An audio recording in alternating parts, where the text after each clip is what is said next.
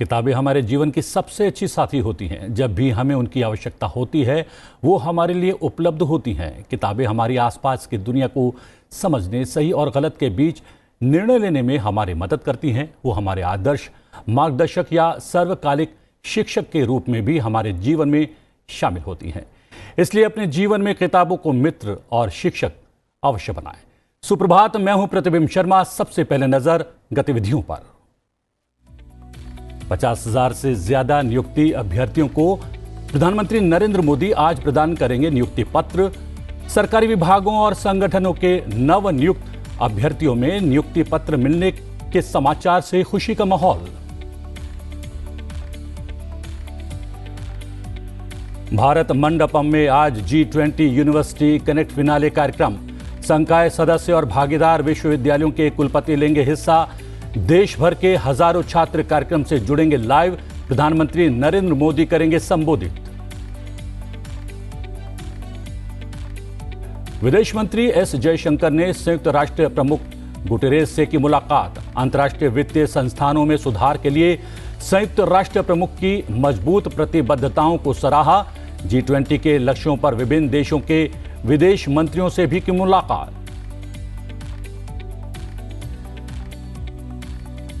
मध्य प्रदेश विधानसभा चुनाव के लिए भारतीय जनता पार्टी ने उम्मीदवारों की दूसरी सूची की जारी। 3 केंद्रीय मंत्रियों और 6 महिला उम्मीदवारों को मैदान में उतारा।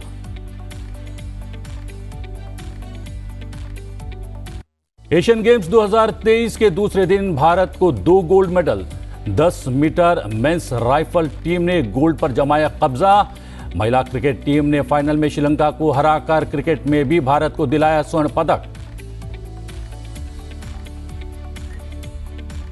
प्रधानमंत्री नरेंद्र मोदी आज दिल्ली के प्रगति मैदान के भारत मंडपम में G20 यूनिवर्सिटी कनेक्ट फिनाले कार्यक्रम को संबोधित करेंगे। पीएम का संबोधन आज शाम 4 बजे होगा। G20 जनभागीदारी आंदोलन में देश भर के विभिन्न स्कूलों, उच्च शिक्षा संस्थानों और कौशल विकास संस्थानों से रिकॉर्ड 5 करोड़ से भी अधिक युवाओं ने हिस्सा लिया। G20 यूनिवर्सिटी कनेक्ट पहल भारत के युवाओं के बीच भारत की G20 प्रेसिडेंसी की समझ बढ़ाने और विभिन्न G20 आयोजनों में उनकी भागीदारी बढ़ाने के उद्देश्य से शुरू की गई थी। इस कार्यक्रम में संपूर्ण देश के विभिन्न विश्वविद्यालयों के 1 लाख से अधिक छात्र शामिल हुए। प्रारंभ में भारत की स्वाधीनता के 75 साल पूरे होने के उपलक्ष्य में 75 विश्वविद्यालयों में आयोजन की योजना बनाई गई थी, लेकिन इस पहल ने अंततः पूरे भारत में 101 विश्वविद्यालयों तक अपनी पहुंच बढ़ा दी। आज G20 यूनिवर्सिटी कनेक्ट फिनाले में कार्यक्रम स्थल पर लगभग 3,000 छात्र, संकाय सदस्य और भागीदार विश्वविद्यालयों के कुलपति हिस्सा लेने वाले हैं। देश भर से छात्र भी इस कार्यक्रम से लाइव जुड़ेंगे। प्रधानमंत्री नरेंद्र मोदी आज सुबह तकरीबन 10:30 बजे वीडियो कॉन्फ्रेंसिंग के जरिए नवनियुक्त अभ्यर्थियों को लगभग 51,000 नियुक्ति पत्र वितरित करने वाले हैं। इस अवसर पर प्रधानमंत्री नियुक्त अभ्यर्थियों को संबोधित भी करने वाले हैं। रोजगार मेला देश भर में 46 स्थानों पर आयोजित किया जाएगा। इस पहल का समर्थन करने वाले केंद्र सरकार के विभागों के साथ साथ राज्य सरकारों, केंद्र शासित प्रदेशों में भर्तियां हो रही हैं। देश भर से नई भर्तियों में चयनित होने वाले अभ्यर्थी डाक विभाग, भारतीय लेखा परीक्षा और लेखा विभाग, परमाणु ऊर्जा विभाग, राजस्व विभाग, उच्च शिक्षा विभाग, रक्षा मंत्रालय, स्वास्थ्य और परिवार कल्याण मंत्रालय सहित विभिन्न मंत्रालयों, विभागों में कार्य करेंगे। रोजगार मेला रोजगार सृजन को सर्वोच्च प्राथमिकता देने की प्रधानमंत्री की प्रतिबद्धता को पूरा करने की दिशा में एक कदम है। उम्मीद है कि रोजगार मेला आगे रोजगार सृजन में उत्प्रेरक के रूप में काम करेगा और युवाओं को उनके सशक्तिकरण और राष्ट्रीय विकास में भागीदारी के लिए सार्थक अवसर प्रदान करेगा।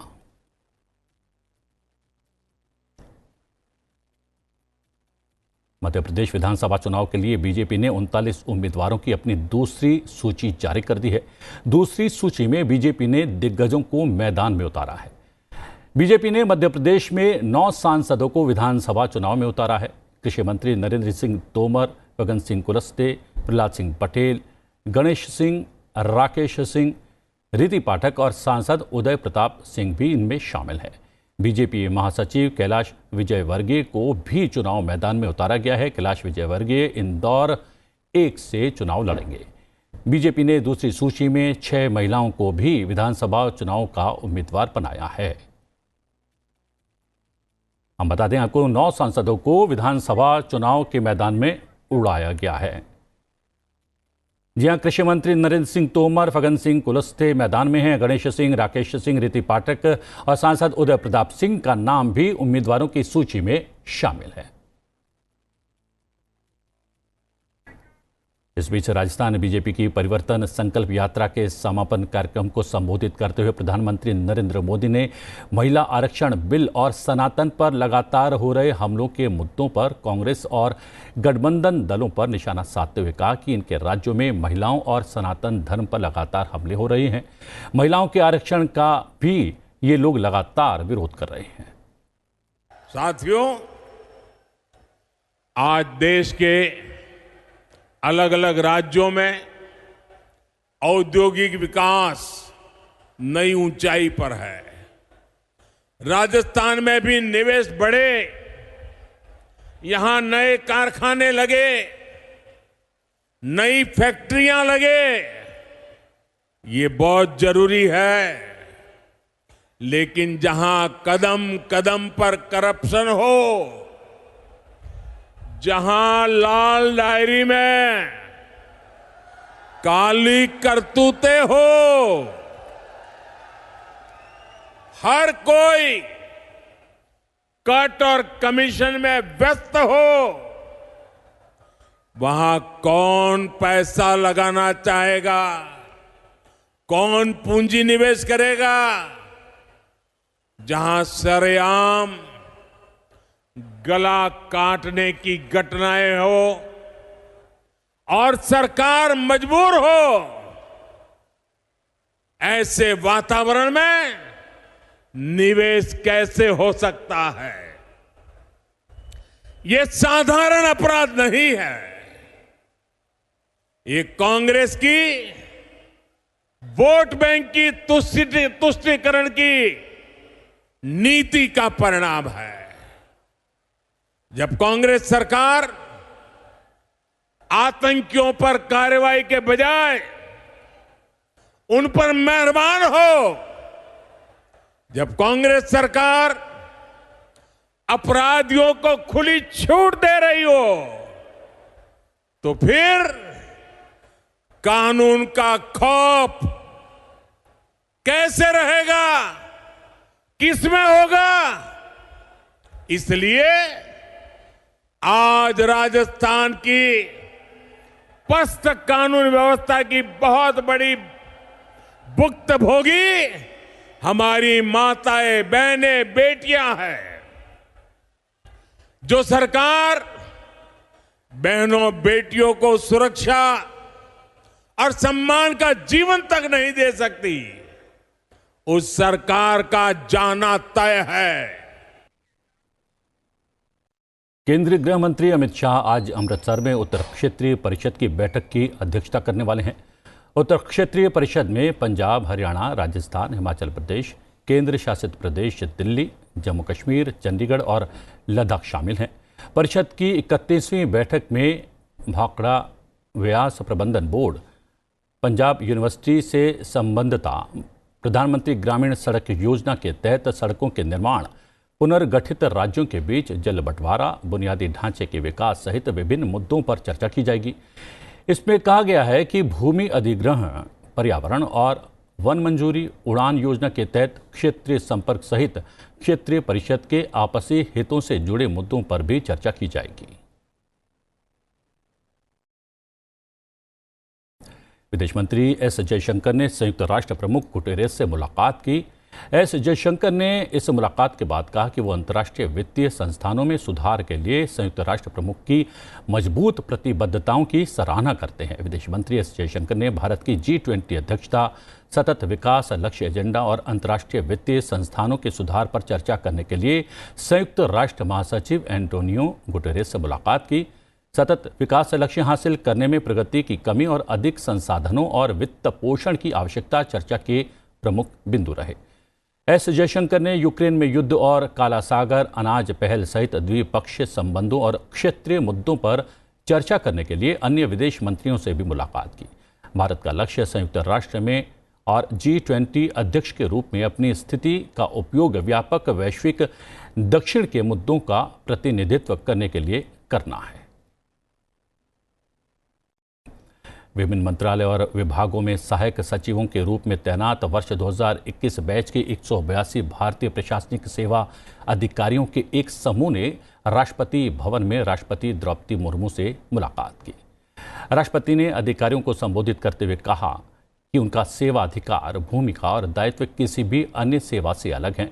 उन्होंने इस बात पर जोर दिया कि भारतीय प्रशासनिक सेवा एक मिशन है, सिर्फ एक नौकरी नहीं। ये भारत और भारतीयों को सुशासन के ढांचे के तहत अग्रणी बनाने का मिशन है। भारत को एक समावेशी और विकसित राष्ट्र बनाना उनका सामूहिक लक्ष्य है। वो युवा नागरिकों को विभिन्न क्षेत्रों में उनकी क्षमता का एहसास कराने में सक्षम बनाकर एक बड़ा योगदान दे सकते हैं। उनके पास वर्ष 2047 के विकसित राष्ट्र निर्माण में योगदान देने का महान अवसर है। राष्ट्रपति ने कहा कि निर्धनों और वंचितों की भावनाओं को समझने वाला सिविल सेवक ही वास्तव में सच्चा सिविल सेवक होता है, जो केवल नौकरशाही से अलग होता है। समाज के वंचित वर्गों का उत्थान करना सिविल सेवकों के लिए विश्वास का विषय होना चाहिए। I am very happy that the historic Nari Shakti Bandhan Adhiniyam has been passed by both the houses of parliament. Women are breaking stereotypes and glass ceilings. They are playing increasingly larger roles in all aspects of growth and development. प्रधानमंत्री नरेंद्र मोदी ने पंडित दीनदयाल उपाध्याय को उनकी जयंती पर श्रद्धांजलि अर्पित की है। इस अवसर पर प्रधानमंत्री नरेंद्र मोदी ने पंडित दीनदयाल उपाध्याय की प्रतिमा पर श्रद्धांजलि अर्पित की। प्रधानमंत्री ने पंडित दीनदयाल उपाध्याय पर भी अपने विचार साझा किए। प्रधानमंत्री ने कहा कि मां भारती की सेवा में जीवन पर्यंत समर्पित रहे अंत्योदय के प्रणेता पंडित दीनदयाल उपाध्याय का व्यक्तित्व और कृतित्व देशवासियों के लिए सदैव प्रेरणा स्रोत बना रहेगा।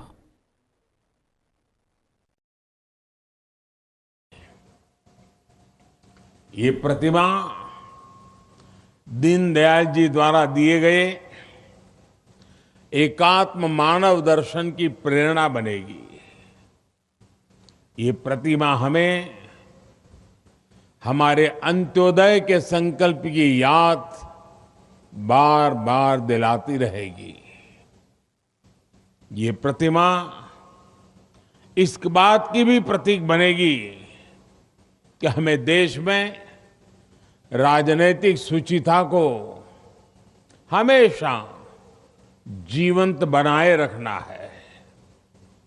मैं इस अवसर पर दीनदयाल जी के चरणों में नमन करता हूं, उन्हें आदरपूर्वक श्रद्धांजलि देता हूं। लोकसभा अध्यक्ष ओम बिरला अपने संसदीय क्षेत्र कोटा बूंदी के दौरे पर हैं। लोकसभा अध्यक्ष ने संसदीय क्षेत्र कोटा बूंदी स्थित लोकसभा कैंप कार्यालय में आम जन से मुलाकात की, उनकी समस्याओं को सुना और निराकरण के प्रयास किए। इस अवसर पर उन्होंने कहा कि लोगों का मेरे प्रति विश्वास ही वो निधि है जो मुझे उनकी सेवा में सतत समर्पित बने रहने की ऊर्जा प्रदान करती है। रक्षा मंत्री राजनाथ सिंह ने कल भारत के पहले C-295 medium lift strategic transport aircraft को भारतीय वायुसेना के हवाले कर दिया। राजनाथ सिंह ने गाजियाबाद स्थित हिंडन एयरबेस पर भारतीय परंपरा के अनुसार पूजा पाठ के साथ C-295 को वायुसेना में शामिल किया। C-295 एयरक्राफ्ट भारतीय वायुसेना के सबसे एडवांस ट्रांसपोर्ट विमानों में से एक है। वायुसेना के मुताबिक ये एयरक्राफ्ट शॉर्ट टेक ऑफ और लैंडिंग कर सकता है। ये एयरक्राफ्ट महज 320 मीटर की दूरी में ही टेक ऑफ कर सकता है। लैंडिंग के लिए इसे मात्र 670 मीटर की लंबाई चाहिए। ऐसी स्थिति में ये विमान भारत चीन सीमा के नज़दीक लद्दाख, कश्मीर, असम और सिक्किम जैसे पहाड़ी इलाकों में वायुसेना के ऑपरेशन में शामिल हो सकता है। एयरक्राफ्ट अपने साथ 5 से 10 टन तक वजन ले जा सकता है। विमान एक बार में अपने साथ 71 सैनिक, 44 पैराट्रूपर्स, 24 स्ट्रेचर, 5 कार्गो पैलेट ले जा सकता है। इसके साथ ही ये ट्रांसपोर्ट एयरक्राफ्ट 480 किलोमीटर प्रति घंटा की रफ्तार से 11 घंटे तक उड़ान भर सकता है। इस एयरक्राफ्ट की उपस्थिति में सेना की ताकत में और भी इजाफा होगा। केंद्रीय पेट्रोलियम, प्राकृतिक गैस और आवास और शहरी मामलों के मंत्री हरदीप सिंह पुरी ने देश में हरित हाइड्रोजन उत्पादन और इस्तेमाल को बढ़ावा देने की मंत्रालय की पहल के तहत सोमवार को दिल्ली में पहली ग्रीन हाइड्रोजन ईंधन सेल बस को लॉन्च किया। पेट्रोलियम और प्राकृतिक गैस मंत्री हरदीप सिंह पुरी ने कल नई दिल्ली में इंडिया गेट से देश की पहली हाइड्रोजन फ्यूल सेल बस को हरी झंडी दिखाई। इस अवसर पर उन्होंने कहा कि हाइड्रोजन भविष्य का ईंधन है जो भारत को अपने डीकार्बोनाइजेशन लक्ष्यों को हासिल करने और स्वच्छ ऊर्जा की बढ़ती मांग को पूरा करने में मदद कर सकता है। सरकार हरित वाहनों की नई पीढ़ी लाने के लिए मिशन मोड में काम कर रही है। हरित ऊर्जा की विशेषताओं का उल्लेख करते हुए उन्होंने कहा कि इससे देश के आयात बिल को कम करने में भी सहायता मिलेगी। और अब बात करते हैं आज के दिन से जुड़े इतिहास की और जानते हैं आज के दिन से जुड़ी घटनाओं के बारे में। 26 सितंबर साल 1820 को ईश्वर चंद्र विद्यासागर का जन्म बंगाल के मेदिनीपुर जिले के बिरसिंघा में हुआ। विद्यासागर प्रसिद्ध दार्शनिक, शिक्षाविद, लेखक और महान समाज सुधारक थे। उनके बचपन का नाम ईश्वर चंद्र बंदोपाध्याय था। वे बंगाल के पुनर्जागरण के स्तंभों में से एक थे। संस्कृत भाषा और दर्शन में विशेष दक्षता के लिए उन्हें विद्यासागर की उपाधि प्रदान की गई। वे नारी शिक्षा के समर्थक थे। इस वजह से उनके प्रयासों से कई बालिका विद्यालयों की स्थापना हुई। विद्यासागर के प्रयासों से ही साल 1856 में विधवा पुनर्विवाह कानून पारित हुआ था। 26 सितंबर साल 1931 को विजय लक्ष्मण मांजरेकर का जन्म बम्बई यानी आज के मुंबई में हुआ। वो एक बेहतरीन भारतीय क्रिकेटर थे। बल्लेबाजी में मांजरेकर अपने कट और हुक शॉट के लिए मशहूर रहे। उन्होंने 55 टेस्ट मैचों में प्रदर्शन किया। साल 1951 में मांजरेकर ने कलकत्ता यानी आज के कोलकाता में इंग्लैंड के खिलाफ टेस्ट क्रिकेट में पदार्पण किया। अपने करियर के दौरान वे एक अच्छे ऑफ स्पिनर, एक योग्य विकेटकीपर और कुशल क्षेत्र रक्षक रहे। उनके पुत्र संजय मांजरेकर ने टेस्ट और वनडे में भी भारत का प्रतिनिधित्व किया और अब एक टीवी कमेंटेटर हैं। सोमवार को एशियन गेम्स 2023 का दूसरा दिन था। दूसरे दिन भारत ने एशियन गेम्स 2023 का अपना पहला गोल्ड मेडल जीता। भारत की 10 मीटर मेंस राइफल टीम ने गोल्ड पर कब्जा जमाया। साथ ही भारत की 10 मीटर मेंस राइफल टीम ने 1893.7 पॉइंट्स हासिल कर विश्व रिकॉर्ड को भी पीछे छोड़ दिया। वहीं भारतीय विमेंस क्रिकेट टीम ने फाइनल में श्रीलंका को हराकर गोल्ड अपने नाम किया। सोमवार को नौकायन की स्पर्धा रोइंग, 4 और क्वाड्रपल में मेंस टीम ने ब्रॉन्ज मेडल जीता। भारतीय शूटर ऐश्वर्य प्रताप सिंह ने 10 मीटर शूटिंग स्पर्धा के अलावा 25 metre rapid fire pistol team में भी ब्रॉन्ज मेडल जीता। चलते चलते आपको छोड़े जाते हैं एशियाड में दूसरे दिन भारत के प्रदर्शन के चित्रों के साथ। मुझे दीजिए आज्ञा। 10 बजे आपसे फिर मुलाकात होगी अपडेट के साथ। नमस्कार।